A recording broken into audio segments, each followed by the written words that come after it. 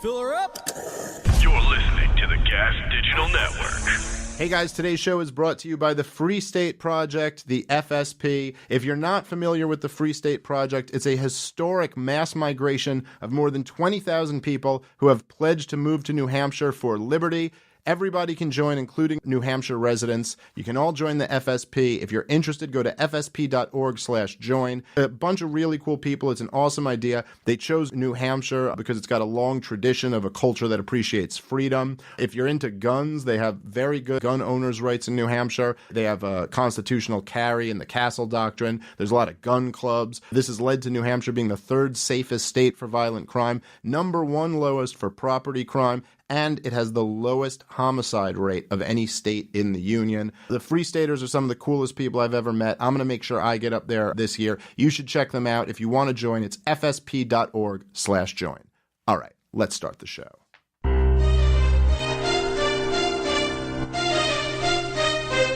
You're listening to Part of the Problem on the Gas Digital Network. How can you be the freest country in the world when you lock more of your own people in cages than any other country in the world? The lesson of 9/11 should have been to never fund another young rebel group in this part of the world again. America started as the smallest government in history, and it's become the biggest government in world history. At the end of the day, it's all about freedom. Here's your host, Dave Smith. Hello, everybody. The Wednesday episodes are real. And you thought I was just fucking with you. This is actually being recorded on a Tuesday because my guest, who I'm very happy to have here, has to leave town tomorrow. So we wanted to make sure we got this in. I've got in studio the great Mance Raider, who also goes by a pseudonym of Pete Raymond. But he's Mance Raider to us. What's going on, David? How are you, sir? It's good to have you in. So your name is fake too, right, Smith? Dave Smith, yeah, he's a character in Game of Thrones. That's what I thought. Dave Smith. I don't know. I'm not familiar with the show. But all I know is Mance Raider. I got through one episode and I gave up on it. However, it is good to have you here. We've podcasted several times, but this is the first time we've done it in person, which is more fun. I've been on your show, Free Man Beyond the Wall. You've been on my show, Part of the Problem, obviously. But this is good. It's nice to sit down. How are you enjoying New York City? Eating, drinking. Yes. Visiting. Met with a couple people that I've known for a long, long time. High school buddy yesterday. Oh, nice. So, yeah, it's a lot of fun to come home and hang out. Well, you made it to the Soho Forum last night. We were hanging out. We were having some drinks, listening to a lively debate about Israel and Palestine. But I did think, I thought it was great. I thought, I'm blanking on his name. Danny. Danny did a phenomenal job. He was really, really strong. He's got a very interesting story, that guy. Crazy story. A military guy. Went to Iraq and I think basically realized that how just fucked the whole thing was. And there's a lot of guys like that. But he did a great job. I encourage people to listen to that when the video comes out. I think it usually comes out in a week or two, the Soho Forum. So where to start? So you've been doing this podcast, Free Man Beyond the Wall, for how long now? July 2017. Okay, so it really is like very new still. You're not even a year into it. Well, no, it's 2017. Oh, I'm sorry. So you're not even 2 years into it. This is actually 2019. Holy shit. God, I'm senile, man. I told you. I think having a kid is frying my brain. What happened? But it's less than 2 years into it, and it's really blown up and become one of the most popular libertarian podcasts out there. Congratulations on all the success. Thanks. What did you, like, when did you, two-part question. Number one, when did you become a libertarian? I don't know if we've ever talked about this. Yeah, what we have? Well, Yeah. Let's go over it again. So when did you become a libertarian? 2007, just like you. Just like me. Same Ron thing. Paul movement. Yep. And then what made you decide to get into the podcasting game? Like at a certain point where you just like, you know what? I have something to offer. I think people will get into this. Like what made you decide to start the podcast? Well, I wanted to do something publicly since 2016. I thought 2016 was just a joke. I mean, Donald Trump against Hillary Clinton. I'm just standing there going, after they both got their nominations, I'm like, this is complete insanity. You know, I had been an anarchist for 6-7 years at that point, and everything, and so I started doing memes on Twitter and started building up a following there. And then I was just like, I want to do something else, and I like to listen to podcasts, and I'm like, I might be good at this. So Huh. And I wanted in the beginning, I had like planned out the first 15 episodes. I wanted it to be like a basics of what I saw was important to understand. And then I did that. And once I got past 15, I'm like, all right, what am I going to do now? And I started asking people to come on and talk. And now it's just so much easier than, Yes, this is my plan too now. Yeah. Bring more people on. I need to find a third show a week. I was like, I got to get some interesting people on. Of your podcast, of all the people that you've had on, you've had some very interesting people on. Is there a couple that stand out to you as like the best episodes? Like if somebody's listening who's never listened to your podcast at all, is there an episode you'd recommend they go start with? Well, I mean, I have to mention the two that my wife were on. Because you better. Yeah, I have to do that. I recently did, I think it's episode 227 and 228 with David Thibodeau, who survived the fire at Waco. He walked out. And I had heard interviews with him before, and I knew they used his book to do a miniseries last year that helped to really get the truth out about that, because people think they killed themselves and they burned themselves alive, and it was the state who murdered all those people and kids. And I asked him to come on, and I was planning on talking to him for about 45 minutes, and we went 3 hours. Wow. So I used 2 hours and 5 minutes of that, and I split it into two. So I think that those episodes really show what I think is not only tells a story of a very interesting individual, but it also shows what's important to me and the message that I want to get out there. Right. I mean, that just shows the state will kill you. They will murder you. They will burn you alive. They will burn children alive. Yeah. If they think that you're a threat to them, or in this case, they were looking for a win after the horror of Ruby, after they took a black eye over Ruby Ridge. Yeah. And it turned into a major cluster. Oh, you thought Ruby Ridge was bad. What they did at Waco was just insane. Yeah. And this is, it's interesting because this is back in, was it 93? 93 that Waco happened. So this is back in the 90s. And what I think about, it's like you've got all these documentaries that have come out about it since then. And you've got some of the people who survived who talk about it. You get people going back and reviewing the footage to actually really demonstrate that the government story was bullshit. And you can see what actually happened there. But if something like that were to happen in 2019, you'd have cameras all over in the house. Everybody would have it on their cell phone. There would have been social media right away. And it makes you realize how much easier it was in the 90s when all you had was the corporate media. Literally, all you had was what the government tells you and what the media reports. And nobody in the media is going to be running a special on, the government's completely full of shit. Look, they're murdering these people. I mean, that's not what that organization is set up to do. It is interesting, though, how much harder it would be to pull something off like that today just because of the technology and just because of how much quicker I think it would get out. Or not to pull it off, to cover it up would be a lot harder today. I was seeing even this week, it's like we were talking about on the show, this Beto O'Rourke guy who's clearly, he's been chosen by the media class and the elite class as the guy that they want. He got this crazy rollout. He's these Vanity Fair spreads. He's all over the media. He's done nothing. He's accomplished nothing that would warrant this level of attraction. They just keep telling you how charismatic this fucking weirdo is. But then right away already, because of the internet, you see all this stuff about the poems that he wrote as a kid and all these things. And it's like there is something interesting about this age where it is getting a lot harder for them to not be exposed. You think about the Hillary Clinton email leaks and stuff like that. I'm trying to find a silver lining here, because when you bring up Hillary and Trump, you're like, man, this whole thing is still so fucked. Do you see that? I think a really good example of that is the Bundy Ranch standoff. Yeah. 20 years ago, they would have just executed them all and said everything. And they stood up to the government. They put their own snipers out there. They were ready to kill government agents, and the government backed down. Yeah. And I think you're absolutely right, because the reason the government backed down isn't because they were outgunned. I mean, they can bring in more guns. The government's got a whole bunch of them. The reason they backed down is because it was all over the internet and everybody saw what was going on. And the bullshit excuses when they'd be like, well, what was it? Like, this is bad for the animals or something like that. And then like people would just be like kind of like showing, well, look how many animals the governments kill on their land. And it's like, and then you would realize that it was like everybody's going to see this for what it is. So that's the weakness, the Achilles heel in the state, is that they're the mob pretending to be a human rights organization, and they need that illusion.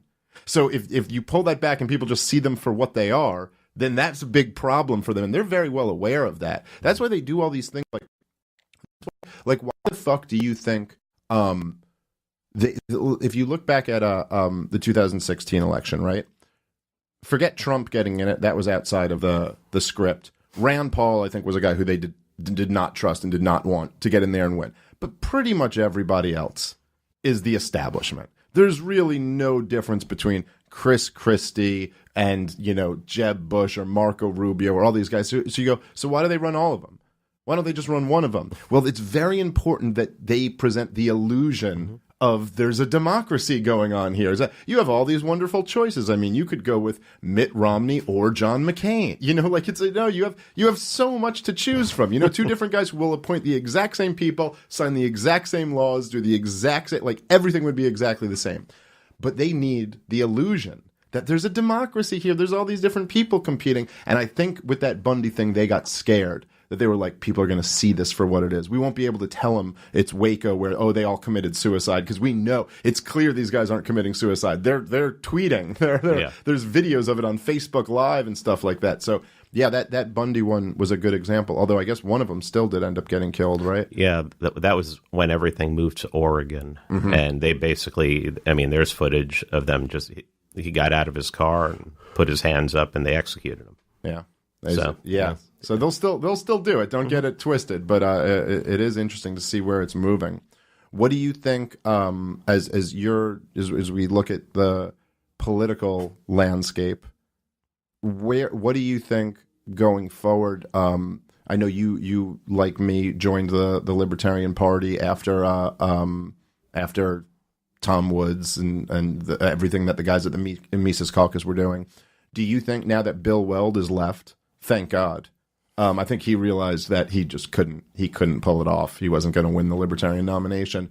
Do you think there's any hope that someone like really good will run on the Libertarian Party? Do you think anything in 2020 is going to be a positive?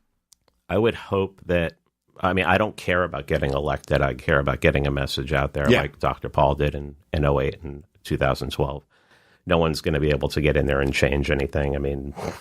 Trump can't change anything. Really? And if the president can't change anything, then no one's. We need to get a message out there. And I really wouldn't be. I talked about this. Someone asked me this on a live stream the other day. I wouldn't have any problem with one of these people deciding to run as a Republican, just like Dr. Paul did, to get a bigger stage. Because, the libertarian message. If you run somebody who's, say he's an Austrian, he doesn't even have to be an anarchist, but say he's an Austrian, say he's like right down the line with Mises. How big's the platform going to be? Yeah. Is he going to make the debate stage? I'm almost at this point, just to get the message out there, someone that ran it as a Republican, I think that might be the way to go. Yeah. And I was listening to an interview with Justin Amash that Mark Claire did, and he says he's not completely not. He hasn't decided that he wouldn't run as a Libertarian president in 2020, which would be interesting. I know that he's a big Hayek guy, right? So he's a Hayekian. I'd like to see if someone was going to do that. I like Massey. Yeah, me too. The problem with Thomas Massey is he's like, and it's to his credit, but Thomas Massey just seems like a guy who doesn't have any aspirations to be president, and that's why he's the better choice, because he just seems completely uninterested in gaining more power or ruling over anybody. Brilliant MIT guy. Mm-hmm. He has an off-the-grid home in Kentucky and everything. Yeah. I want to have him on my podcast to talk about that. Yeah, didn't he tweet at you like that he enjoyed the podcast? I did. One of the first episodes that really started to go viral for me was a lobbyist got in touch with me and said, yeah, it was a great episode. I highly recommend it. It was really interesting. So tell for people who don't know. So a lobbyist got in touch with you. He had gotten in touch with me and he said, you want me to come on and spill the beans about what we do? And I'm like, yeah. So, we went about an hour and he just really went over the basics of what he does. They don't care if a Republican calls asking for donations, they give it to him. If a Democrat calls, they give it to him. I asked him about people like Massey. He said, we don't even go to his office. We don't worry about people like that. But everybody else, he said, all the stories you've heard about, he started out by, he's from Texas. And there was a guy who ran for the House on Ron Paul's message. And as soon as he got up there, he totally changed and became part of the swamp. So this guy got completely, because he went with him to D.C. He was working with him in Texas, and he decided, I'm just going to use my experience here and he got a lobby job. And wow. And he came on and really spilled the beans, and like someone told Massey about that, and Massey listened to it and said he said it was the best podcast he had heard in a long time. Yeah, that's awesome. That's cool that got to him. No, Massey's a good dude, and he's on the right side of all of the most important issues. I would love to see him run for president. And again, like you said, it's not about winning the presidency or turning all this stuff around. Look, there were points in the 2012 Ron Paul campaign where I was like, hey, maybe he could actually do this. I mean, like, maybe he would actually win. I always wondered what would happen. And personally, I was almost a little scared that he might win. And, so were his people. So were his people. Daniel McAdams told me that he basically said that if it looked like he had a shot, that he'd stop flying. Yeah. He'd start driving everywhere. Yeah, it's a good idea. I mean, I know they have no illusions about what they're up against, but that isn't really as important as it is just to do what Ron Paul did for guys like me and you, create a lot more of us and create a lot more people who are going to persuade other people in their lives. And so Thomas Massey would be an interesting guy. I would just love to see someone in there because, aside from, I will say on the Democratic side, I think Tulsi Gabbard is a very interesting political figure right now. I just don't know if she's going to be able to make any noise. I think they might successfully, ice her out. Well, she's a Putin. She's an Assad toady. You saw that, right? Oh yeah, that's one of the best things I've ever seen in my whole life. Check. And who is her dad that she got this job? Yeah.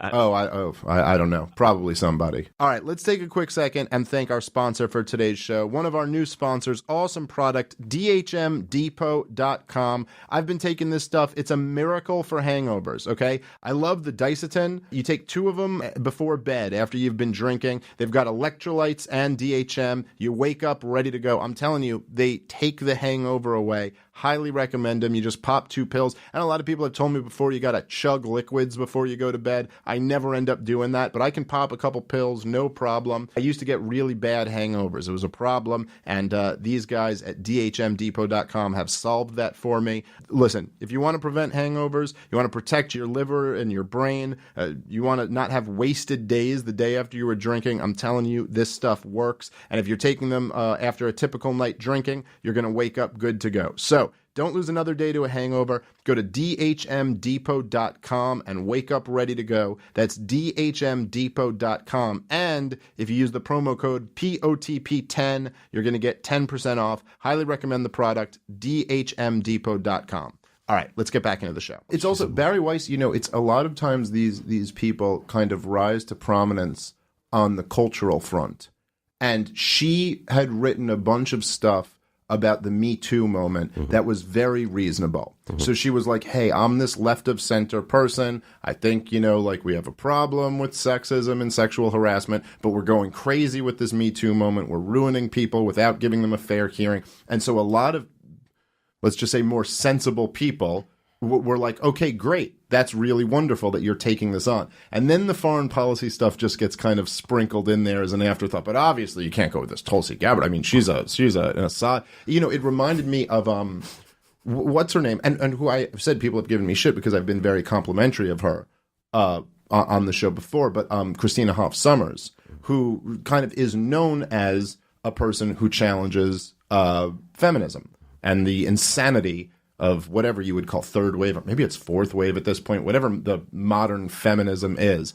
And she smacks it down. She's like, look, these 1 in 5 women are raped number is bullshit, and the 77 cents to $1 thing is a bullshit statistic. And she does great. She makes these great videos. But she also works at the American Enterprise Institute, which is the biggest the biggest liars about Iran's about to nuke the entire world with a weapon they don't have and they're not even pursuing. And every now and then she'll just slip that stuff in there. And you do have to watch out for those people because they gain a lot of social currency by taking on the left. And then, it's so many people. She's like also that. huge pro law enforcement. Yeah. Thaddeus Russell was going after her on Twitter about a year ago because she was flat out saying that, she was saying cops are never in the wrong. It's like, it's so rare that cops do anything wrong. And Thaddeus is like, are you kidding me? Well, if you start with the, it's like that is true. I remember when Scott Horton said to me where I had him on the show and I was talking about I was like, how the hell is everybody so concerned with Iran to begin with? I mean, like, what? How could you ever convince anyone that this tiny, poor country halfway around the world that doesn't even really have an air force, it doesn't really even have I mean, they do, but it's not nothing that would be capable of getting to us. They don't have any nukes. They don't have, they haven't started a war. They haven't been in a war, I think, since 1980. I mean, it's like, who cares about them? And he goes, no, but they are a threat to the American empire. So it's like if you realize the American empire is right, on both sides of their border and trying to control that whole region, it's like, oh yeah, from that perspective, they actually are. And from the authoritarian perspective, that your job is to follow laws and follow orders, then the cops really don't do that much wrong. I mean, yeah, okay, occasionally one will just kill someone when they didn't really need to kill them. Occasionally they'll break their own rules. But if you start with the assumption that any law on the books is something you have to be following, and any order you're given is something you have to be following, then really the cops aren't the bad guys. It's just when you start to question that at all, you go like, wait a minute, that's just another human being who screams, get down on the ground, and you have to get down on the ground. It's like, yeah, well, don't resist, man. Don't resist. So that's like the mentality that she's coming at it with, which is, it's almost funny because by their mentality, you can kind of see where they're coming from. But you go, but just think for a second. Mm-hmm. What if we're not slaves? And we're not made to just follow someone's orders because they're in a blue suit with a shiny badge. But we are. I mean, you try saying no to a cop. Yeah. Try saying no to a cop. I mean, I posted the other day when I was sitting at the airport waiting to come here. I said, get in the boxcar. You can fight it in court later. Yeah. And that's like right. The stuff the statists say. Mm-hmm. It's like,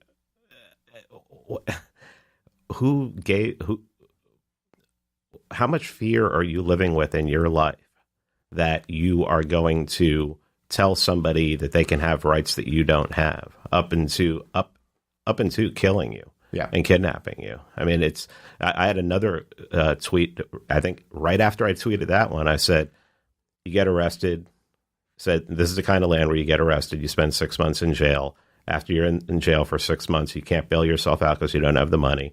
Then you're found to be innocent. You get released. You have no job. Your family's probably left you, and you may have no place to live. Yeah. So that's the price that's the price we pay for people living in fear and wanting, thinking that the more laws we have, the more free we are. Yeah. And you can't even quantify.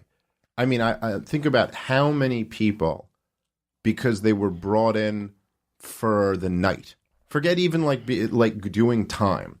How many people who were arrested and brought in for the night lost their job the next day? And how many lives have just been fucked over because you have some stupid rule?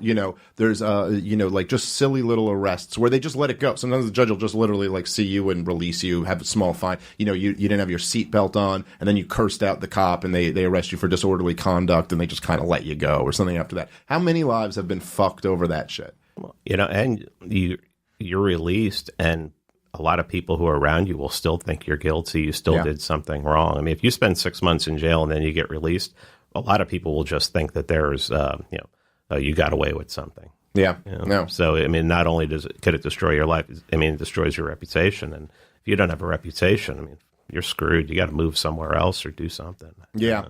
I will say, just going back to the thing with people like Christina Hoff Sommers, it's at least the one thing I'll say that I find redeeming about her, and this is the thing that I like about Tulsi Gabbard as well, is at least she leads with the issue she's good on. You know what I mean? Yeah. So, like, her thing is being the factual feminist, and she's good on that. Like, she's good at slapping down feminism or modern-day feminism, and she focuses on that. What I really like about Tulsi Gabbard is that she leads with the war and peace stuff. Like, it's very, very clear that's her most important issue. Like, that's to her what she leads with. This is why, you know, I mean, Ron Paul was great on every issue, but what was awesome about him was that he led with the wars and the Fed. Like, he's like, I'm putting the two most important issues on top where they deserve to be. Freaking Bernie Sanders probably is decent on like 3 issues. Like, we'd probably agree with it. You could probably find some things where me and you would agree with Bernie Sanders on, but he doesn't care about those at all. He leads with everything he's terrible on. Yep. And by the way, I mean, this is probably even true for, say, like Alexandria Ocasio-Cortez. I bet, I mean, I actually don't know. I haven't heard her talk about this, but I bet she's got a good opinion on the war on drugs. I bet if we asked her about how she feels, I just imagine, I'm purely guessing, but I'd imagine she'd go, yeah, it's been a real disaster. Yeah, there's a problem with police brutality or whatever. I'm sure she'd be good on that. But when does she ever talk about it? Never. No, all she cares about is, like, you know, fucking the Green New Deal and this insanity. Well, you know, she tried to talk about serious stuff when she first hit the trail, and she made that comment about Palestine. Oh, and, God. Yeah, and then she had to walk that back really quick. Yeah. You know, because they're like, oh, wait a minute, hold on. Are you saying they're hostages there? Are you saying they're prisoners? And I'd have been like, yes, they're fucking prisoners. Right. They're in an open air prison, and they drop bombs on them. They drop fucking depleted uranium on them. It's like, yes. It's actually far worse than what a prison in a first world country you would expect to be. Yes, it's like you'd probably rather go to an actual prison than go live in the West Bank for a year, or go live in Gaza for a year. Yeah, it's nuts. So, but you know what she did there? And man, she came off like an idiot. Sometimes this is the thing where something like that is actually, it's worse for the cause than if she just shut up and never went out there. She made the Gary Johnson error, which is that if you're going to take on an issue that is like one of the third rails in American culture, if you're challenging Israel, and you're not supposed to do that. If you're challenging the military-industrial complex, any of these things, you're hitting a hornet's nest with a bat. And if you're gonna do that, you better be prepared for what's good. Like, you have to know your shit if you're gonna go challenge someone on this. And this is the problem Gary Johnson had, is that you can't go in there. You can't not know what Aleppo is, man. You can't not be able to name a foreign leader. And this is why Ron Paul was so amazing, because Ron Paul was just like, look, man, he's like, I'm a fucking doctor who knows more about the history of monetary policy than 99.9% of economists. The guy knew his shit on everything. So when people would take him on, it would become very clear very quickly that he just knew more than you did about this. And what Alexandria Ocasio-Cortez did was, it was like, oh, it really did remind me of Gary Johnson. It wasn't even that she didn't know enough. It was that she was so obviously insecure about the fact that she didn't know enough that she got pushed like once. Like, they went, hey, you said the Palestinians are basically living like prisoners. Like, well, why do you feel that way? And right away she's like, I'm not the expert, and I don't know a whole lot on that, and just falls into a puddle. And you're like, so now you just make it look like people who take that position are idiots. That's what Gary Johnson did more than anything else, was go, oh, so libertarians are idiots, basically. Or they're stoners who are like, you know what I mean? Which, you know, is true for a lot. But there's a whole lot of really smart ones out there. And that, man, yeah, she felt, and then of course she walked it back, because she's, you know, you really do, like you said in the example you were talking about a few minutes ago, you gotta have some really strong principles, man, because this shit is like, especially if you're in government, it's putting on the ring. And you're going to right away go like, okay, well, you could stick to that thing you said, or you could never talk about Israel again and go be the darling freshman congresswoman, which she's enjoying now. Yeah, I talked to Philip Weiss from the creator of the website Mondo Weiss, and I asked him, I said, you're a Jew, you've been to Israel, and you are highly critical of their government. I mean, the whole website is basically reporting on what's going on there in a truthful way. I said, how do you deal with it? People say you're anti-Semitic and everything like that. He's like, if you're going to take this position, you're going to get beat up. He goes, if you're gonna stand for something, you're gonna get beat up. You just have to accept it at this point. Yeah. So I mean, I don't care. I have so many awful positions that I hold that people want to criticize me on, and I don't really give a fuck. Yeah, well, that's why I really did. I loved watching Tucker Carlson refuse to apologize when they were going after that whole thing, trying to boycott him. For they found some shit in 2006 on a radio show. He's on Bubba the Love Sponge. It's like, come on, people would go on. I mean, he's just basically a Stern ripoff.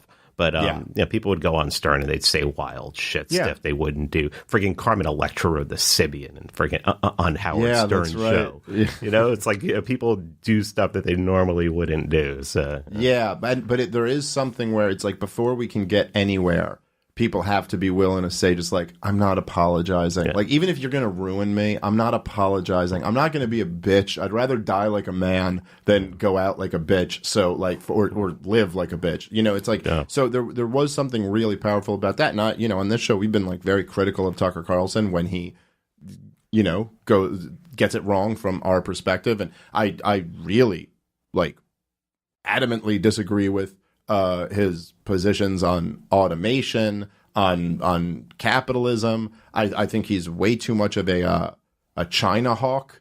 Not so necessarily pushing war with China, but just the concern that China is going to take over, which I think is completely overblown. And it also, those two things, by the way, go hand in hand. And I think it's the same thing with the neocons with the Soviets back in the day, where it's like when you don't actually believe in capitalism and you're just pretending to, then you start to worry that the Soviets are going to take over the world. And if you actually think that China, who's building up all these ghost cities and overextending themselves like crazy, they're going to have their own problems to deal with. They're not taking over the world anytime soon. And by the way, I don't really care if they take over the world as long as they don't take over here. Like do what you want to do. Go try to be an empire and fail at it the way we've been failing for the last 50 years. That doesn't work. I mean, communism tried to do that in the 40s, 50s, and 60s, and they failed miserably. Yeah, and the economic calculation principle is always gonna come back to bite you in the ass, especially if you're doing empire. And I don't think enough people apply that to this government. Yeah, the economic calculation problem. Sure, it's like any government is socialist, so just apply that to that and you can apply it to the police. Ooh, that's a fun one. Yeah. Imagine if the police were a free market. Yeah. Well, I mean, it would. You can't even really. You can't even imagine how much more efficient it would be, and how much better of a system we could live in. But it is no. I mean, look, the social. If you look at the most socialist aspects of our society, I mean, it really would have to be military, police, and schools. Mm-hmm. I mean, those are really where they're the most dominated. And, of course, those are also the three areas that nobody ever suggests. I mean, not nobody, we do. But nobody in, respectable public areas. Sacred cows, man. Yeah. Sacred that's cows. Right. You're not allowed to criticize cops, teachers, or a soldier. Or Israel, for some fucking reason. This tiny country in the Middle East filled with Jews. You're also not allowed to criticize them. That's right. It was interesting, though. I think particularly nowadays with the with social media and the way that the powers that be are not able to control the conversation, at least in the same way. I mean, they're sure still trying to, but they don't have as much of a stranglehold on it. So it was almost a useful moment that Ilhan Omar, who probably, I really don't know that much about her. Maybe she hates Jews. I don't know. She's wearing the hat of a Jew hater. Who cares, really? But maybe she hates Jews. I'm sure she's an idiot on a lot of issues. I'm sure we would disagree with her on just about everything. But it was useful to see her throw out some not even that harsh criticisms of Israel, probably not half as bad as the stuff me or you would say, and then to see her denounced from both sides. When both sides come together like, no, you're not allowed to talk about that. It really is funny how much you could trash America and nobody would care. You could trash our country, but you can't trash Israel in the same way. I'm trying to think when it's from, but it was a Nancy Pelosi video that I had shared on Twitter, and she had made the comment that I think if Washington, D.C. burned to the ground, the United States would still... I saw this video. I tried to pull it up when we were on the show, but we couldn't find it one time. But it was something like, even if we were crumbling and Washington, D.C. was burning to the ground, we would still support Israel. Yeah, Israel would be like our number one priority, something like that. And you're like, man, that's strange. What the fuck, man? All right, guys, let's take a second and thank our awesome sponsor for today's show, which is TalkSpace. TalkSpace is an unbelievable service. Look, we all need someone to talk to, a person who can support us through rough patches or even the everyday ups and downs of life. That's where TalkSpace comes in. TalkSpace, it's therapy for how we live today. It's mobile, it's available when you need it, and it's affordable. We all know life can be stressful. Work, family, everything in between. It's not always easy to find time for yourself. TalkSpace solves that problem. It's online therapy. It makes taking care of your mental health more affordable and convenient than ever. Simply provide your preferences for therapy, and TalkSpace will match you with one of their 4,000 therapists that very same day. Send your therapist unlimited texts, audio, pictures, video messages from anywhere at any time. No matter what you're going through, you're not alone. Join the more than 1 million people who feel happier with TalkSpace. I've benefited a lot from therapy personally. A lot of people think therapy is all about taking a deep dive into childhood issues, but a lot of times it's just dealing with day-to-day problems, having someone who can listen to you, help give you, simple techniques for things that might be, might be hurdles in your life of keeping you from where you want to be, and just feeling better about yourself, getting something off your chest and improving your overall mental health. Anyway, like I said, TalkSpace has more than 4,000 licensed therapists. They're experienced in addressing the challenges we all face. To match with your perfect therapist for a fraction of the price of traditional therapy, go to TalkSpace.com. Make sure you use the promo code PROBLEM. That'll get you $45 off your first month, and you'll also be showing support for this show, so you're improving your own mental health and helping out the show that you love. So once again, TalkSpace.com, the promo PROBLEM, and it'll get you $45 off your first month. All right, let's get back into the show. If you could, if you were looking for, and here's like the tremendous irony of all of it, where they're also upset about anti-Semitism. And it's like, if you wanted a propaganda tool for anti-Semites, Nancy Pelosi saying, we would watch you burn to death and still support Israel. Like it's like you're working hard to prove the worst member of the alt-right completely correct on everything he's been saying.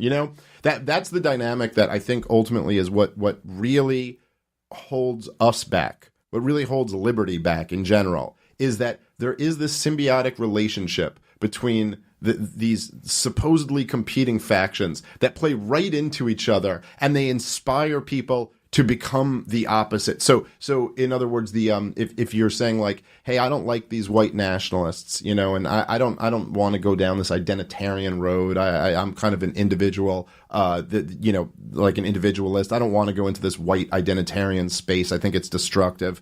And then you have somebody on the left who's completely obsessed with intersectionality and this kind of like anti-white male agenda. And you're like, oh man, I mean, you are pushing so many more people into that space. Like if you loved the alt-right, if you wanted to see white nationalism grow bigger and bigger and bigger, there's probably nothing you could do to help them more than what's done on the average college campus. It's just, I know you've touched on this in your most recent book, but it's just the stuff that is spreading on college campuses, man. Ugh. It's like, who are you working for? Well, it's just so easy to point out to them, and it really pisses them off when you point out that they've crossed over into fascism. Yeah. Yeah, because that's what looking to control, and they'll use the government to do it. I mean, and that's one of the definitions of fascism. Right. So, yeah, they are not. When you see people do stuff like what Pelosi does, where I'm sure that was hyperbole. I hope I mean, it was hyperbole, but what's behind it? That's scary, man. Yeah. And yeah, it can radicalize people. I mean, look at this guy down in New Zealand. I mean, that's the craziest thing, man. That is just the craziest thing, that he even wrote in his manifesto that he was doing this to cause division. He was basically doing this to as the ultimate shit post. Right. And they bought into it. And they like ran with it. And what are they doing? They immediately started doing exactly what he said they were going to do.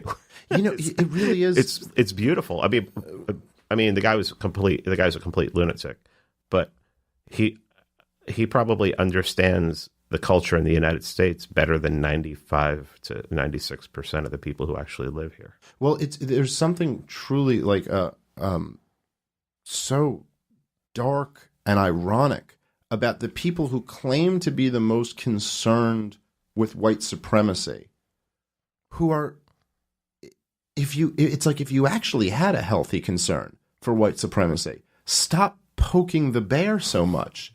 Like if you like maybe you could use a little bit more of a healthy concern for this. I mean, this is why what drives me crazy about the and probably as much as anyone, but it's like the kind of establishment libertarian party people, the Nick Sarwarks of the world and all that. And they are constantly, they buy into the left-wing worldview and then go, oh, we're going to call everybody a racist. So everyone at the Mises Institute is racist or fascist, or Tom Woods is racist.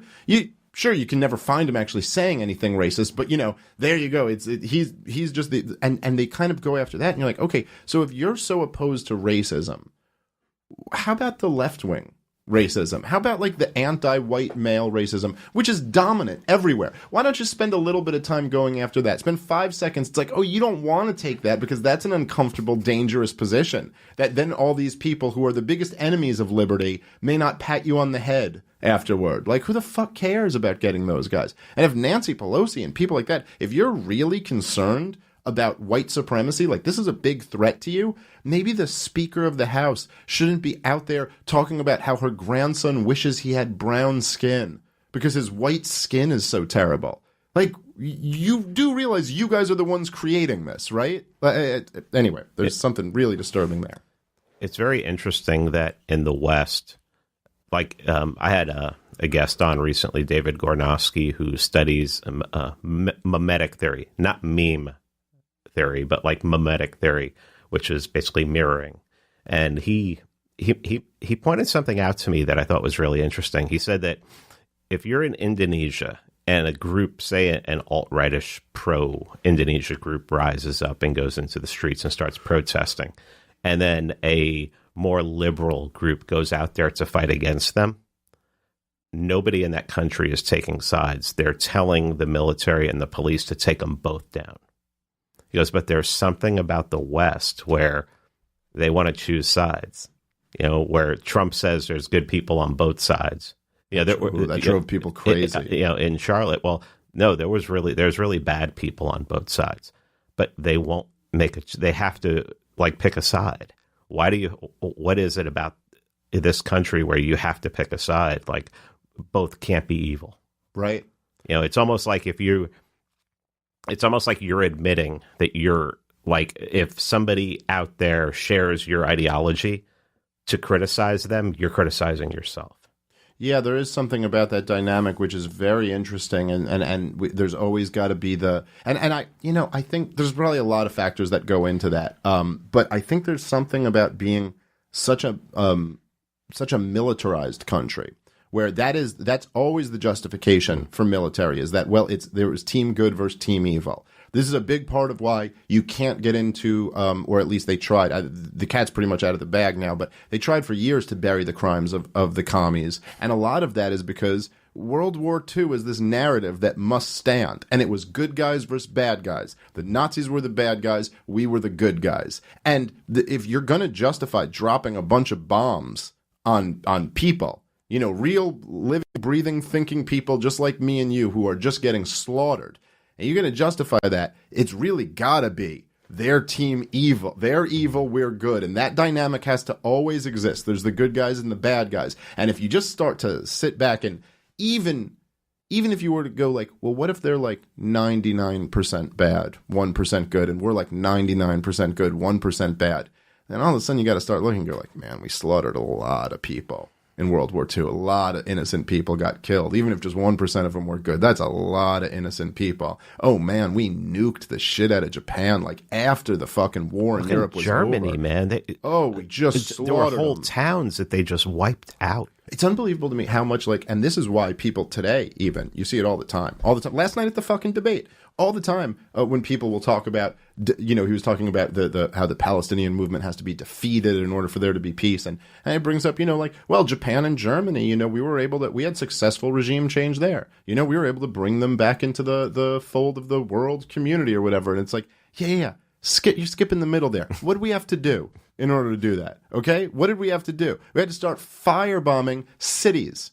Just civilian air, no military strategic advantage. Just straight up, like, we're going to bring you to your knees by slaughtering women and children that are no threat to us at all. And then, of course, if you look at the crimes of Stalin, who we basically, negotiated to give half of Europe to, and you go, oh, it's basically just another Hitler who took over. And all those people, they weren't liberated. Nobody is, these places that, it's not like Poland was liberated or Ukraine was liberated or anything. They had to suffer under Stalin. But if you look at it that way, back to the point you were making, it's kind of like the two sides. You're like, well, maybe there isn't a good guy and a bad guy. Maybe you've got a lot of bad guys. You've got a whole bunch of bad guys fighting a war. And of course, to me, that was the case with Charlottesville, where you're kind of like, there's not a good guy here. Well, the Nazis are bad, but the commies meant well. Right. That's a way that they can justify it. It's like, oh, well, they wanted to bring about equality. And, it just didn't work out. Well, yeah, it didn't work out. I mean, like literally really like 50 million people. Yeah, it didn't work out. 100 million people. That was kind of a fuck up. That was kind of a learning curve, right. And now they want to, institute that everywhere. And it's really not true. It's really not, even today. Like, look, there's a kernel of truth to the fact that a lot of people on, say when you have somebody who's wearing a Che Guevara t-shirt or a hammer and sickle on a college campus today versus somebody who has a swastika tattoo on their arm. There is a difference in those two type of people. The guy putting the swastika tattoo on his arm is much more of a, like, fuck you, man. Yeah, I know you think this is evil. I'm embracing that fucked up thing. Like, fuck you. Whereas there might be a little bit of, like, good intentions, ignorant good intentions behind the guy who's got a Che Guevara t-shirt on. But once you really get into it, they're all kind of the same. It's like those people, when you look at the ones that are just like, protesting, Milo Yiannopoulos or Jordan Peterson's speech on a college campus, they're not really being motivated by this great sense of compassion. It's the authoritarian instinct. I mean, it's really the same thing. Like you're getting into using whatever force you can, and as you said, they're happy to use the force of the state to smash their enemies because I'm better than you. It's supremacy, it's authoritarianism, it's really all the same shit. Yeah, I mean, and you bring up freedom to them, and they like literally, you bring up liberty to them, voluntary interaction. Hey, let's let this person say whatever they want, so we know where they are, and we know what they, if somebody's preaching like neo-Nazism, I'm talking about real neo-Nazism. I want to know who they are. I want to be able to spot them. But no, they're like, no, they have to be smashed. It's like, well, what are you going to do? Do you think you're going to beat them up and they're going to change your mind? No, you're going to have to kill them. And you don't have the balls to you don't even have the power to punch one of them and knock them down. Yeah. So what the hell what are you going to do? What is the whole purpose of this other than like some really fucking weird virtue signaling? Yeah, it is very strange. And I've always been really taken back by the Antifa dynamic of so many of those videos that come out, and I've got it lost just watching a whole bunch of them. But there are these videos where it's like people, like I've said this before, but I completely understand not wanting to fight. I completely understand wanting to fight. Like I get both of those. I get a guy who's doesn't want to get punched in the face. Is like, I don't want to get into a physical altercation. Like, I don't know, that's not my thing. Like, I get that completely. I get a guy being like, hey, let's step outside and fight. I'm ready to fight. I get both of those. What I cannot understand, I still can't wrap my head around, is the Antifa guys who go out with like the black masks on and they get in your face and shout and they're like, yeah, you fucking fascist, you piece of shit. And then someone pushes them and they're like, whoa, whoa, whoa, dude, what are you doing? It's like, do you want to fight or not? What are you doing here? Have you seen the things before where they'll like literally, there'll be women who jump in a guy's face and slap him in the face, and then the guy throws him down to the ground, and they're like, you just assaulted a woman. And you're like, but you're in a black mask jumping in people's face. Like, what are you doing here? What is this? But somehow it's just like an extension of their gender studies class. Like, they haven't really thought through what physical confrontation is. It's just they're caught up in, like you said, this weird virtue signaling, and then they get the reality, which is like some other dude on the other side just fucking, who's like, oh, okay, let's do this. Let's go. I have to admit, I've enjoyed more than I should some of those videos of people like fucking up Antifa protesters. I mean, what do you think you're going to do? Do you think you're going to punch somebody and they're going to change their mind?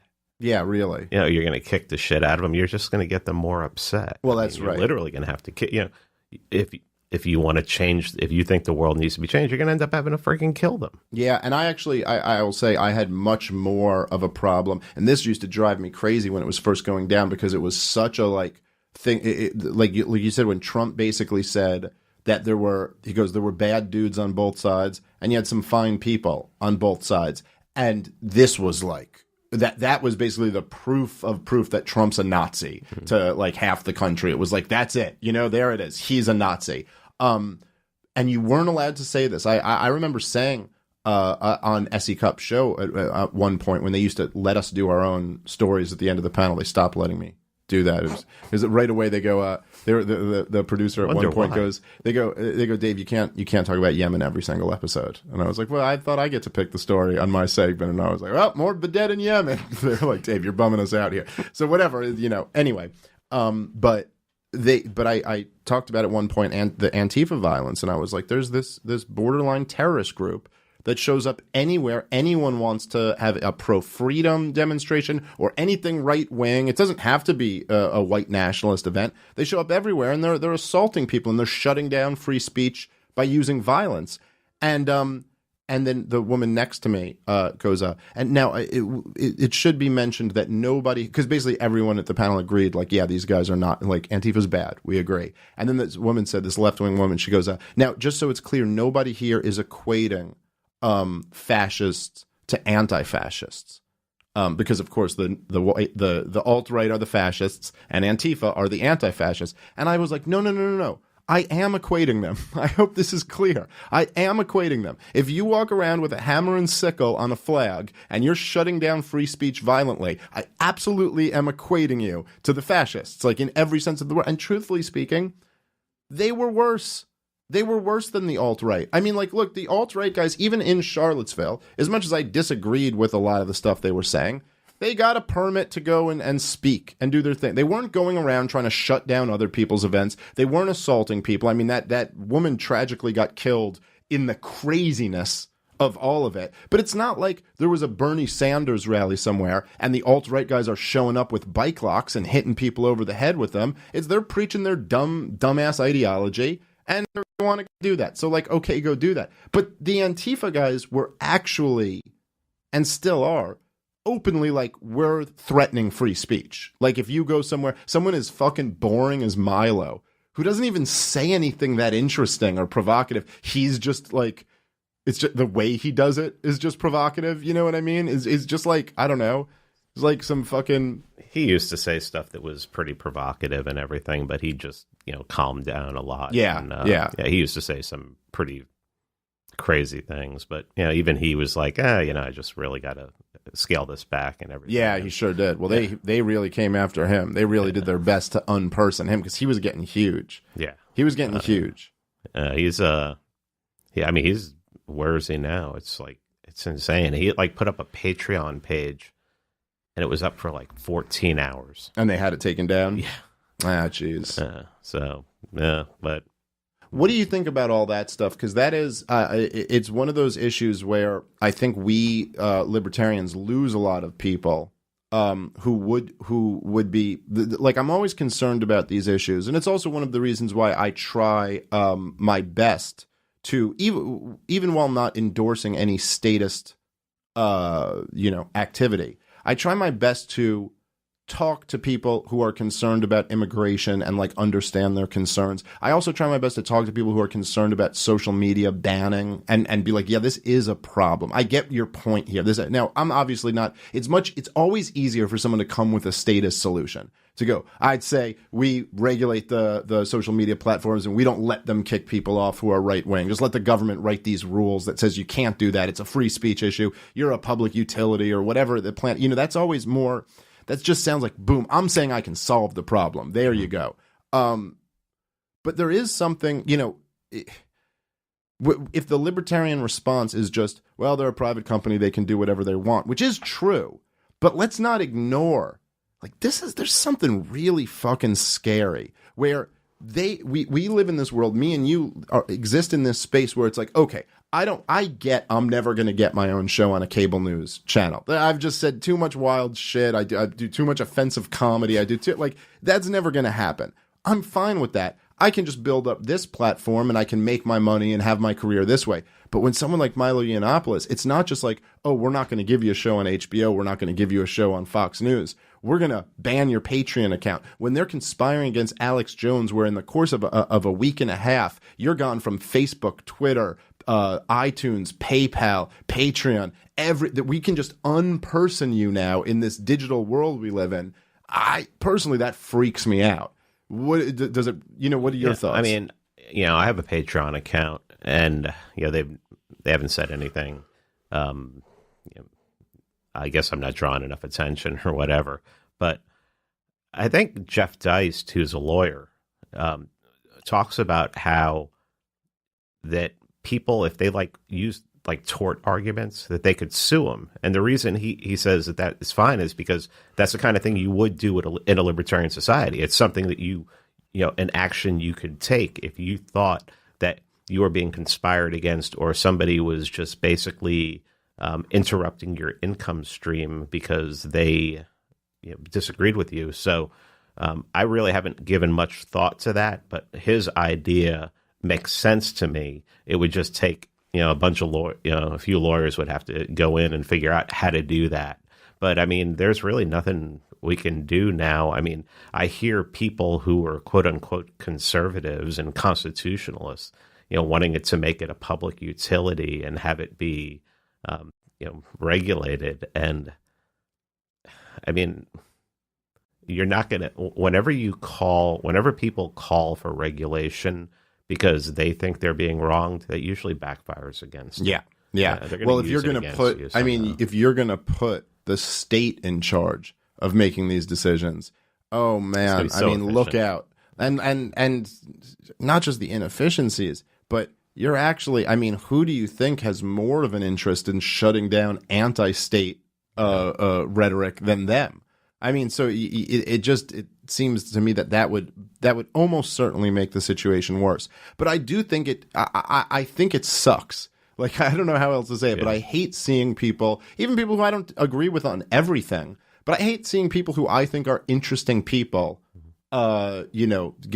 get kicked off. And for whatever, crazy shit Alex Jones might have said, and, I don't think he's the most well-balanced individual out there. Stability is a question. That's for sure. But, that guy has to millions of people who he's broadcasted to over the years, and he has really always, first off, he's probably been on the right side of the most important issues, and he's always kind of challenged the base narrative of what government is and what government is there to do. This idea that they're kind of they're us and they're protecting us and they're the referees in the game. The most important question that we all want to right at the core of what you do, what I do, is getting at what is the state? What is the role of the state? What's the idea that we have of it, and what's the reality of it? And Alex Jones would always get to the bottom of that. He'd go right at that and be like, no, this thing is being controlled by some really evil dudes who want to kill you.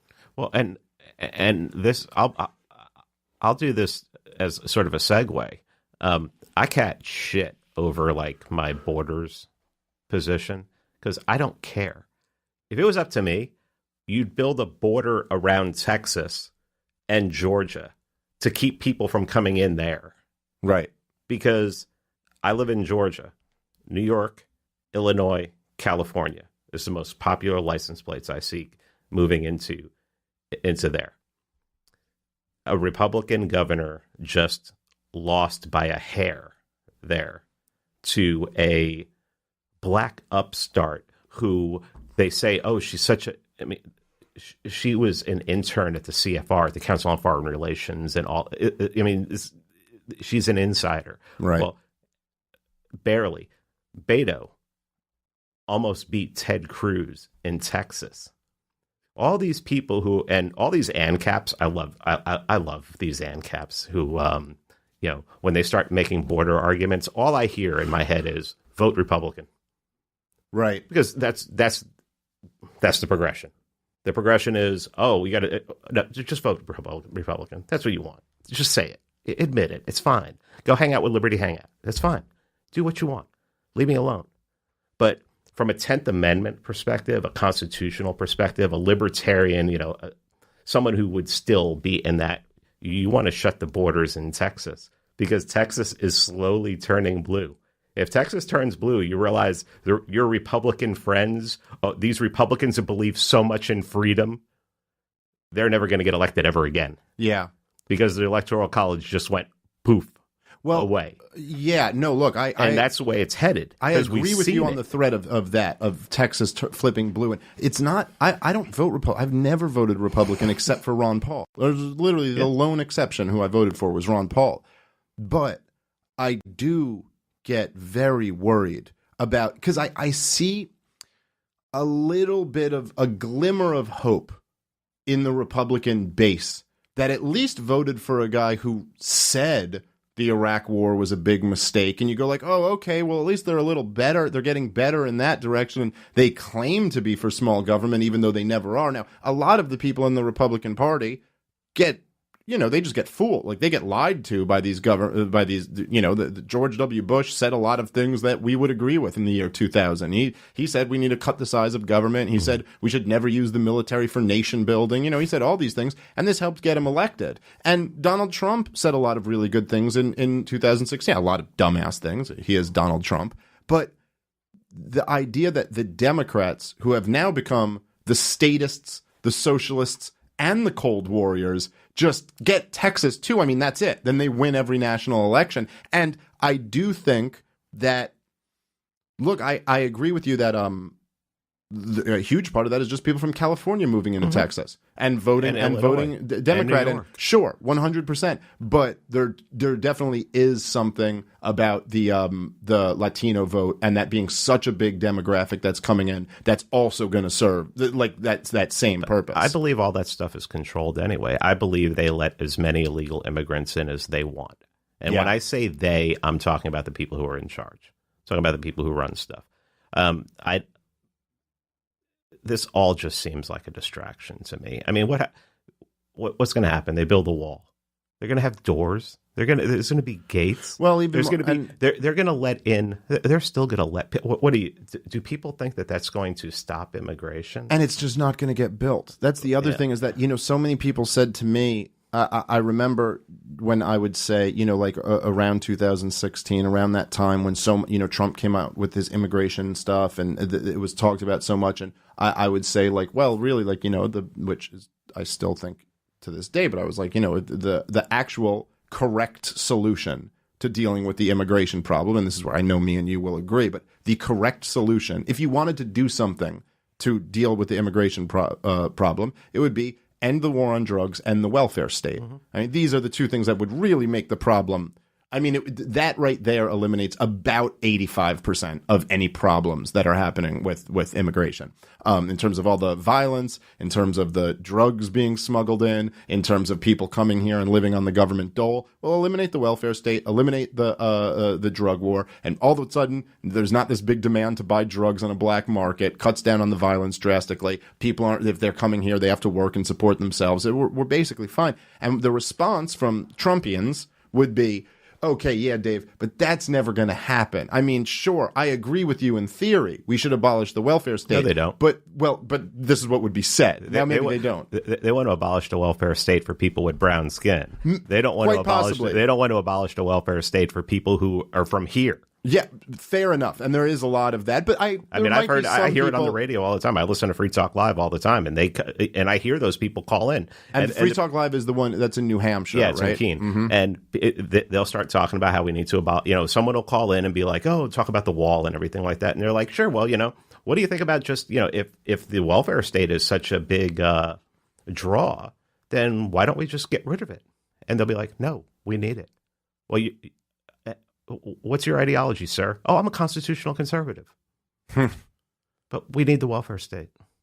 Yeah, that to me is craziness. Yeah. But I would get a lot of people who would claim. Now, maybe it's not true. A lot of people claim to be more libertarian than they actually are, because in theory, you like the idea of freedom, but when it comes to it, you want whatever you can get. And one of the biggest problems we have is that everyone believes in freedom for themselves, not so much for other people. But regardless, the claim they were making was that, well, it's just look, man, I'd love to abolish the welfare state too, but we're never going to get that passed, that's not, but we can just put up a wall. That we can do. That's practical. So they'd sell it on this kind of practical ground, like we can build this thing. But as you start to look at it through the lens of 2019 compared to 2016, you go, okay, how practical is it? I mean, you had a president whose central campaign promise was, I'm going to build a wall. No matter what's happening, I'm building a fucking wall. Here we are, 3 years later, there's still no wall up there. Still haven't built the fucking wall. And even if he declared this emergency and Congress just voted against the emergency, so he vetoed that, it's going to get challenged in the courts. Who knows if this emergency will even hold up? Then if the emergency holds up, you got to deal with all the eminent domain problems. That's going to be in court for at least 15 years. Which is a very libertarian position. Right, of course. Yeah, no, the most anti-liberty position, well, up there with the most anti-liberty position you could have. So there's going to be tons of eminent domain problems. That'll be in court for 10, 15 years minimum, sorting all of that out. It's driving, there's more resistance against this, policy. I mean, even like if you just, if you start talking about a wall, even the immigration policies that we've already been conducting, like Obama was separating children from their families, but Trump's going to get all this heat for it. All this is going to, and it's like, so after all that, you're spending all this energy for something that you go like, it doesn't seem to be any more achievable than ending the welfare state. Now, my point is not that it's really easy to end the welfare state either. But by the way, living in the world that both of us want to live in a libertarian society, doesn't seem to be that easy to come by. Like, there's a long fight ahead of us if we're going to get there. But if you're spending all this energy on something that's such a hard fight that's going to take so long, why not just spend it on the correct solution, which would just be abolish the war on drugs, abolish the welfare state? This is the easy way. This is the correct position. So that is where ultimately I think we agree on what we would actually prescribe. I just, it does concern me. Like, I don't think that there's no part of me that believes that, like, Hispanics or Mexicans or whoever can't support freedom, or that they can't be convinced on this message. Or like, I don't think Republicans are great at supporting freedom. You know what I mean? They've been some of the worst statists ever. However, I do think culture is somewhat important, and I think that it's probably not going to work out well if you just have mass amounts of people from another culture coming in who are right away bought off by Democrats, who are right away told you're coming into a racist, white supremacist society and told to vote for bigger and bigger government. I just don't see any of it working out well. Well, let me ask you this, and this is a question I like to ask a lot of people. What gives you any idea that this is going to be fixed? What gives you any idea that this isn't going to collapse? Because in my mind, it's only going to collapse. So I think that's inevitable. Yeah. So if it collapses, there's no more welfare state. A bunch of people leave, everything, and then what do you do? My whole goal is I would like as many people who think like me to be created. And you were talking about the build. Oh, we can't get rid of the welfare. They build a wall. I've been making this argument, from day one with the whole Trump thing. So many people who supported. There was a lot of people who supported Ron Paul who went and became Trump people. Sure were, yeah. And a lot of that was to own the left, to fight the culture war and everything. And from day one, I've been saying that the reason that they did that, the Stefan Molyneux of the world, was because they don't believe that the state can be defeated. So they believe that they can defeat this culture war, and that'll be an easier thing to tackle. Well, it's the same. They use the same logic when it's like, oh, well, we can never get rid of the welfare state. So we let's just build a wall. Right. Let's just build a wall. Yeah. I mean, if I'm going to fight for something, I want to fight for I want the battle to produce fruit at the ending. Battling against the college campuses, say we do shut down the college campuses and shut these people down. Libertarian fascism will shut their mouth. We'll make them shut their mouths, and change their minds. Then what? There's still $23 trillion in debt. There's still a war state. There's still a military-industrial complex. Really, what are people trying to save? It's going to collapse. Yeah, well, I agree with you on that. I wanted to ask this question. What is, because I saw you had a podcast on this, but I haven't listened to it yet. But I've just heard this term used a lot. What is a collapsitarian?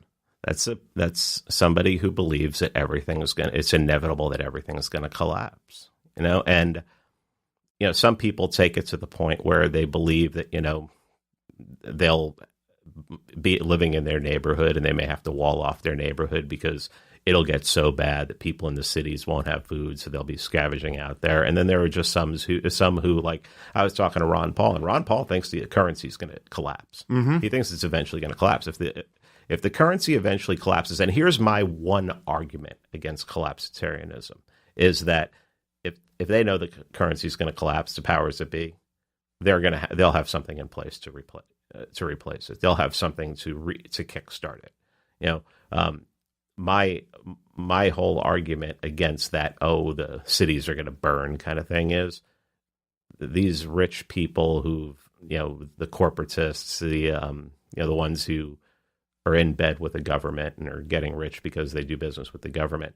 They're living these lives of, whatever they want to eat, private jets. They don't want that to change.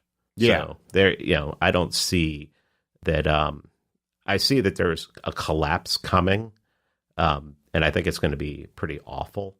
I think they already have probably a plan in place for something to replace it, a new currency of some sort and everything. But the question is, I was talking to people when I was in New Hampshire for Liberty Forum, Free State Project. And, their goal is that if something like that happens, they want to have enough people in one area to be like, okay, we don't want anything to do with you anymore. Yeah. Okay, this thing collapsed. You caused it. We're seceding. We're going to be our own thing now. Yeah, and it's important that the Free State Project chose an area where they can have guns. I mean, if it does come down to that, that's going to be an important part of the equation. You know what the second state, the state before New Hampshire, it came down to New Mexico and New Hampshire. Huh. Okay. And because New Mexico has a really low population as well, people don't realize because it looks like this. It's this huge patch of land, but it's the population's really low. So they're I mean, I don't know. I mean, Peter Schiff thinks it's going to collapse really soon. It's going to be really, really bad. The problem is, and I do buy into that. I still think there's a big. I still think that. I don't know if collapse is the correct term, but I think there's going to be I think there's going to be a recession that's worse than the 2008 recession that I think is going to come in the next 2 to 3 years max. I really do believe that. I've also believed that for the last 5 years. I'm surprised it's taken this long for it to happen. Well, Ron Paul was talking about the 2008 collapse since 2000, 2001. It doesn't happen overnight, and no one can predict it. If we can predict it, we can all get rich. Yes, No, it's hard to predict exactly when it's going to happen, but I do believe that this is going to be bad. The problem is that with guys like Peter Schiff and Ron Paul too. Ron Paul was also talking about this since the 70s. I mean, he's been talking about this, like this is a bubble that has to burst. And it's not clear to me whether it's like they are better than I think a lot of libertarians give them credit at continually propping up this system. And they can keep just kind of slowly extracting wealth from people and you know what I mean? Like, it's not, like even with the, when they'll say, like on CNBC or something like that, and they'll be like, oh, inflation's like completely under control. It's no problem. And they use the CPI to measure inflation, which is flawed for so many reasons. I mean, like to measure inflation by prices going up it's crazy for a lot of reasons, but just for a quick, example or an idea. Say you live in a country where there's an economic event coming up where there was about to be mass deflation. Let's say, just for example, just using the CPI measurements, there's going to be 50% deflation. The CPI was going to cost half of what the basket of goods was going to cost half of what it cost a month earlier. And then you print a ton of money. You print like a shit ton of money, and then there ends up being no crash in the prices at all. So you have the CPI stays exactly the same. Everyone on CNBC would say there's no inflation. Zero. But truthfully, what you just did was drastically change prices. So anyway, but they'll be like, oh, inflation's totally under control because there's only like 3% inflation. So 3% inflation over 10 years is 30%. So over 10 years, things are 30% more expensive than they were a decade ago. And according to all the experts, they go, oh, that's no problem at all. There's no big problem with inflation. It's completely under control. So that whole system in general, which we've been living under at least since the early 70s, when we completely got off the gold standard, it's just accepted that there's going to be this inflation. It's really much older than that. Because this is robbing people very slowly and redistributing money to the top of society. And I just don't know. I think that maybe they can keep this whole house of cards going a lot longer than the average collapsitarian thinks they'll be able to. I mean, people are already starting to ask questions. See, it's going to happen when people's opinions change. Yeah. And people are already starting to ask questions about, why is the debt 22 trillion? I think one of the things that the Trumpists don't realize is there will be another Democrat in the White House. I mean, the Democrats now, they will control the House and the Senate again at some point and everything. They're going to put forth these programs. I mean, the Green New Deal, that was just a test. Yeah, that was to see how people reacted to it. It won't be as radical as that is, but it'll be when the next time they roll it out, when someone's in power, it's going to be very scaled down, but and they'll probably change the name of it, but it's going to, a lot of those things are going to be in there. And it is what's really scary about the Green New Deal is that it's been incredibly successful in moving the Overton window. Like, that's one thing you got to hand AOC, who, man, she really does come off like a fucking dummy. But it's kind of, and we've made this comparison on the show a lot. She is almost like a left-wing Trump. They're very different, but there are these similarities stylistically where it's so easy to laugh them off the first time you hear them. Oh, this dummy. But then you take a step back and you have to go, look, like the thing I always say with Trump, where it's, and I love just when this argument with people comes up, where they'll be like, I was arguing with someone in my wife's family the other day who just said something about Trump, and most of her family supported Trump. But there's they'd be like, oh yeah, this guy thinks he can pull anything off. He's delusional. He lives in his own world. And I go, well, look at what he's pulled off. Is he delusional or are you delusional? I mean, there's a guy who literally became the most famous real estate mogul ever after being quasi good at real estate development. Like, he had tons of failures. It didn't matter. He marketed himself to this. He dabbled in, he goes, I'm going to write a book. He writes a #1 bestseller. He decides, I'm going to get in reality TV. He's got the #1 reality TV show. And then he goes, I'm going to dip my toe into politics. And he beat the Bushes and the Clintons. So feel however you feel about him. You can hate him. But do you not recognize there's something to that? And likewise with AOC, it's not as crazy a story, but like as dumb as you may think she is, I mean, This bitch isn't even 30 yet. And she's already made herself a congresswoman. There's something about that that's like, oh, something's effective here. Something's working. And what she's managed to do now is she's going around and she's got her whole base who listens to her and takes what she says as gospel. And she goes, if you're anything short of supporting the Green New Deal, you're basically a denier. You're as bad as the climate deniers. I forget what she said. She said the climate delayers are as bad as the climate deniers or something like that. So now what they can do is propose half of the Green New Deal.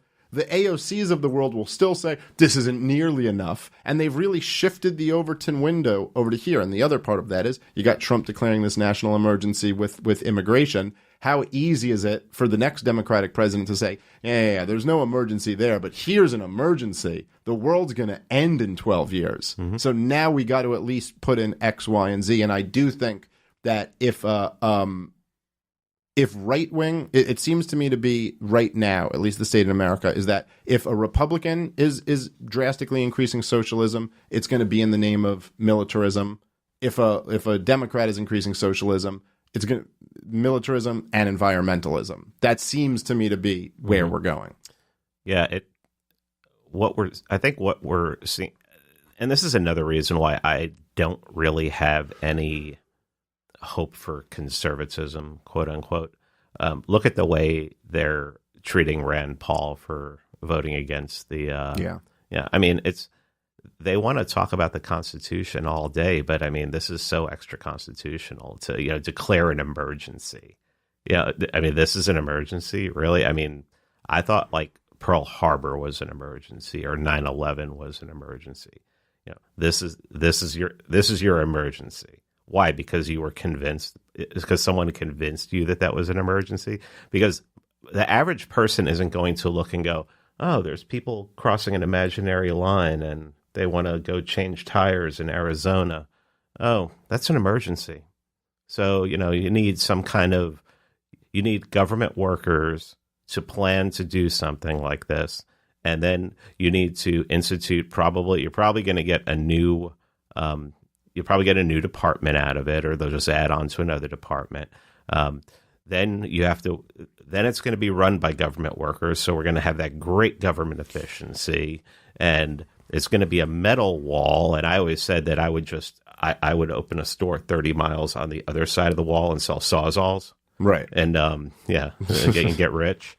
And it's just, well, it's mind boggling. I mean, just go back to the, what my grandparents did. It came through Ellis Island, and, you check for disease, do your best to see if they're a criminal. I mean, I had a Border Patrol agent on recently who he quit because he said he just felt like he was hurting people. He felt like, the overwhelming majority of these people were innocent. It was very rare they caught somebody who had was a criminal in their home country.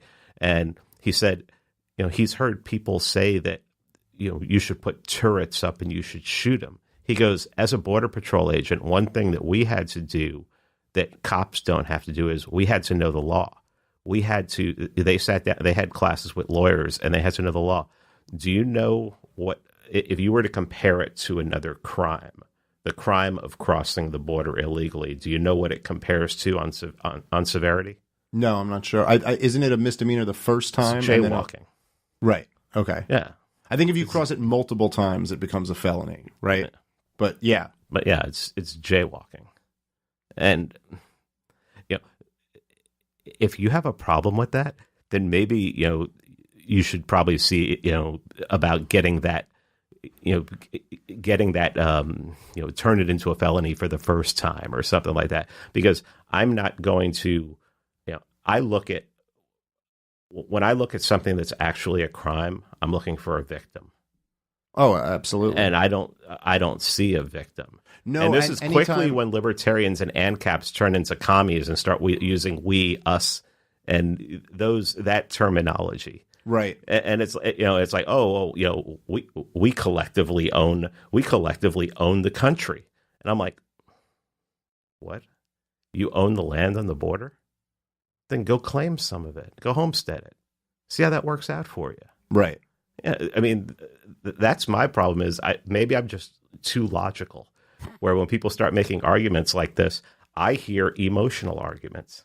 And all I want to talk about is logic. Well, I do think there are logical arguments about concerns with immigration. I just think they all come down to being problems with the state. Yeah. So it all comes down to. So I hear the logic of people going like, well, if people are coming in and they're voting for Democrats or they're voting for bigger and bigger government, there's a problem. Can you prove that they're voting?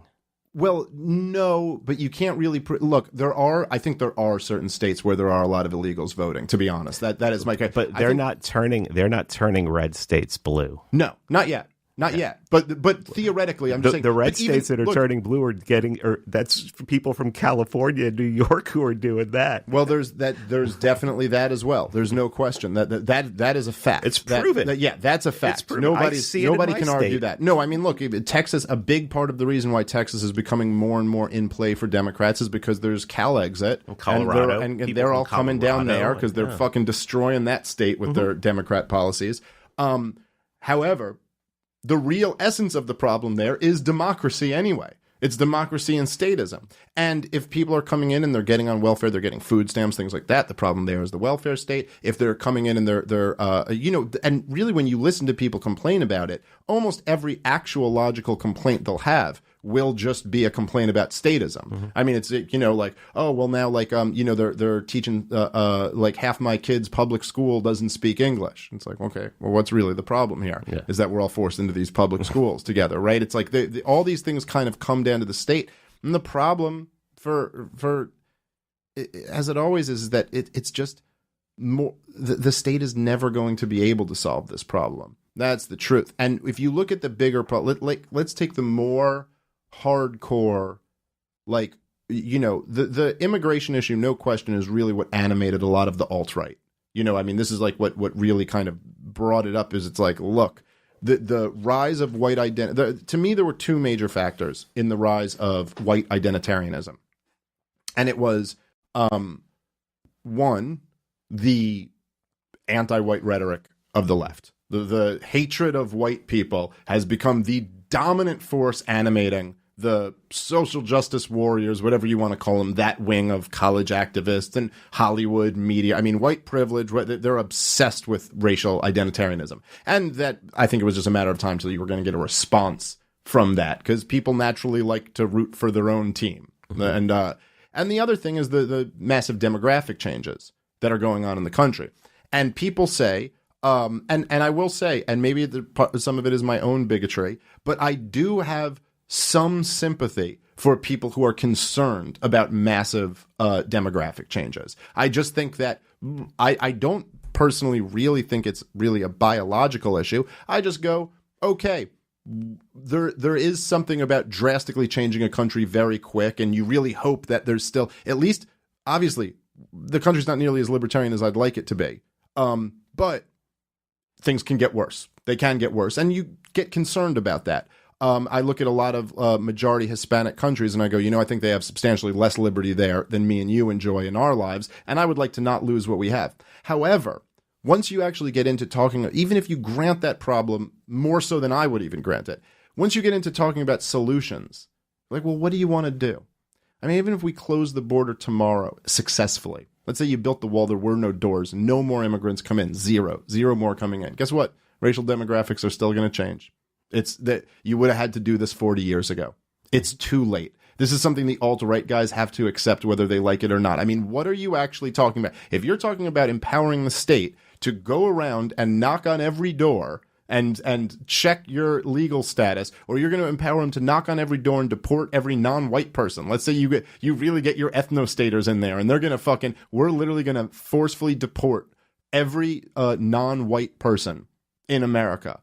The level of fascism that you will need to create in order to do that will be far worse than any demographic changes could ever be. Believe me, you will be suffering under the boot of a white ethno-state fascist government, and that's going to be worse than any problems of demographic changes. So truthfully, the only thing that really would be a solution is secession. It's like the only thing that's actually going to work, even if you wanted your white ethno-state, even if you were the most hardcore alt-right guy, the only thing that's possibly going to work is this whole thing needs to break up. And that's going to, and I do think that's kind of inevitable anyway. I really see the biggest problem as not really the people coming over the border, but the people inside the borders. I mean, the people who are already here. I mean, yeah, they talk about some of those people on the right, talk about, the American culture, this culture of freedom and everything. It's like, I mean, you go grab someone off the street right here on 6th, and their culture is not going to be the same as someone who lives in Salt Lake. Yeah. I mean, there's never been, and Malice talks about this, there's never been one culture ever. Yes. In this country. And there's always been an authoritarian culture here as one of the cultures. I mean, yes. That's always been part of it. I mean, there are little semblances of freedom, and we do have an idea that we're a free country. Like, that's an idea in America. But how do you define that? How does each person think of that? It ranges very, and like what Malice says all the time is he's like, Woodrow Wilson was over 100 years ago. Mm-hmm. It's not like, the last 20 years everything went right. This stuff, arresting journalists, lying us into war, all of this stuff goes way, way back. It's been with us for a long time. And I do agree, I 100% agree with you that the people in the state, and even maybe worse, the people who really influence and control the state, are our enemies. This is what I loved about the Ron Paul campaign that I hated about the Trump campaign, was that Ron Paul got you looking at who your real enemies were. He was like, you want to know who your enemies are? Your enemies are the military-industrial complex. Your enemies are the Federal Reserve. Your enemies are the war hawks. Like, these are your enemies. And Trump was like, no, it's the Mexicans, really. And I agree with you. I don't think really that they are the problem at all. I mean, some of them are, some of them aren't, just like every group. But I do think that, truthfully speaking, I almost look at it like, I agree with you that we don't have a culture of freedom in this country. If we did have a culture of freedom in this country, I think I'd be a lot more comfortable with completely unfettered immigration. You'd be like, come on in. I think it could completely work. What you were saying with Ellis Island, fucking, maybe a quick check for a disease. Okay, you don't have a disease. You don't have a fucking, I don't know. You don't have a fucking suicide vest strapped to you. It's like, okay, come on in. I think all you need for that to work is no welfare state and a culture that generally appreciates freedom. Fortunately, we don't have any of those things. Yeah. We don't have any of it. I don't know how we get there. Well, I guess I would say that my biggest problem is that whenever anybody presents a solution to this problem, or what they see as a problem, they're always asking the ones who created it to do it. It's like, see what the state did? The government. I mean, this government's so horrible. Now fix it. Yeah. Who are they asking to fix it? The horrible people. It's like, the ones with the guns, the ones with the, with drones. It's like, I mean, how do you look at a problem and go, man? And then, of course, they have to retreat into Republican Democrat. Yeah. Because, the Democrats are the ones that want this. Really? You can really go into and see the history of people on the right having no problem with unfettered immigration, especially, for cheap labor out west and everything like that. I mean, it's just, it's a bipartisan thing. Yeah. That's why you're not seeing anything get done. That's why you're not seeing a wall is going to get built, or you're not going to see any real change to immigration policy, because nobody really wants it. And there will be something, maybe the silver lining, or the valuable thing that can be taken from all this is when Trump's time is up, and you got nothing done on immigration. And you can, at least the average Trump supporter can just be showed right to their face that this isn't actually a democracy. You don't actually get a say in this, and that the state won't do what you ask them to do. Like, that's not going to happen. So stop relying on them. Look, I'm becoming more and more convinced with any problem that does exist with immigration. Like I said before, it's like, end the war on drugs, end the welfare state. It would actually be the most effective. Like, I don't think I'm going to get too much question from most libertarians that would be the best solution, because number one, unlike building a wall or deporting or anything like that, it's not immoral. You're not actually violating anybody's rights. You don't have to have any victims in this policy. You can just enhance freedom and take care of a huge portion of the problem, like the vast majority of it. And the truth is, ending the war on drugs I'm just convinced, could easily be sold to the American people. Mm-hmm. If people got behind that, it could easily be sold. The vast majority of people at this point, I wouldn't have agreed in 1980. But today, the vast majority, we've had this war on drugs forever. We've ramped it up. There's still, I think we have a record high number of people overdosing in the last year. It's a crazy failure. Our prisons are packed. We're spending a ton of money on it. Just end the whole goddamn thing and we'll figure it out in a better way. Compare it to prohibition. Yeah. That is the best way to open people's eyes to it. Right, because it actually is accepted in our culture that prohibition was a giant failure. Correct. Pretty much everybody acknowledges that at this point. And with the welfare state stuff, it really does seem like this could just be... There's never been a time in human history where a welfare state was more obsolete. I mean, I know this, a comedian, a friend of mine, Kyle Grooms, who's a very funny stand-up comedian. He just he had a tumor, a brain tumor that he had to just have removed. And he from last I heard, he's doing good, and I hope he gets better soon. But they put up a GoFundMe and raised him $50,000 like that. Like, it was just, like, done like that. Like, it's never been easier for people in a community to raise money from people around them and, like, to actually give it where it's needed and not give it to the guy who's just not working because he doesn't feel like it because he's a lazy bum, but give it to the guy who's, like, a good guy, who's a father, who needs the money. You know, like, it's easier than ever. And really, I guess, you know, we just got to keep doing what we're doing. Try to convince more and more people. Yeah. And that's all we can do. That's all we can do. Yeah. Well, my brother, this time it fucking flies by. I'm very glad that you came in. It was great to have you in the studio. If you don't already, go check out Free Man Beyond the Wall podcast. It's fucking great. You got 2 books out that were both fantastic. Freedom Through Memedom and The Kids Are Not All Right. And I wrote the forward for The Kids Are Not All Right. Scott Horton wrote the forward for Freedom Through Memedom. Final question I'll ask you before we get out of here, because I had questions people wanted to ask, but then me and you start talking, and just before you know it, we're out of time. So I'll ask you this final question, Mance Raider. Why can't the left meme? They have no sense of humor, and there's no brevity. That really is it. Yeah, they have no sense of humor, and there's just no brevity whatsoever. But it's the fact that they have no sense of humor, and any good meme is gonna make you chuckle or make you nod your head. Yeah, and, yeah. You just it's that sense of humor, man. They that's why I can never be a leftist. I like to laugh. I like to laugh too much. Yeah, yeah, it really is. Yeah. It does seem like even the statists, the right wing statists, for the most part, they can at least laugh a little bit. At least on that side, you're allowed to laugh. The left wingers, man, they really hate comedy.